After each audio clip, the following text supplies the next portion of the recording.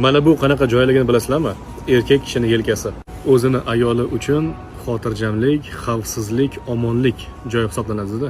Har qaysi ayol o'zini turmush o'rtog'ini yelkasiga mana shu joyga bosh qo'yadigan bo'lsa, uni hissiyotlari juda ham boshqacha bo'ladi. Xavfsiz o'zini his qiladi va charchagan bo'lsa, energiyasi tugab qolgan bo'lsa, quvvati. Mana shu joyda charchoqlar ham chiqadi. Quvvatiga quvvat ham qo'shiladi. Bizdan eng asosiysi hech qanaqa pul ham talab qilmaydi, mashaqqat ham talab qilmaydi, biron joyga borish ham talab qilmaydi. Shunchaki biz ayolimizga mana shu yelkamizni tutib beradigan bo'lsak, mana shu joyga ayolimiz boshini qo'yadigan bo'lsa, kifoya qiladi-da. Hurmatli aka-ukalar, iltimos, mana shu narsaga e'tibor beringlar. Mana shu joylarni qizg'anmanglar turmush o'rtog'ingizdan. Agar mabodo bizni adashyapti deb o'ylasanglar, shunchaki kommentariya kirib, kommentariyani o'qinglar. Ayollar bu haqida nima deyishadi?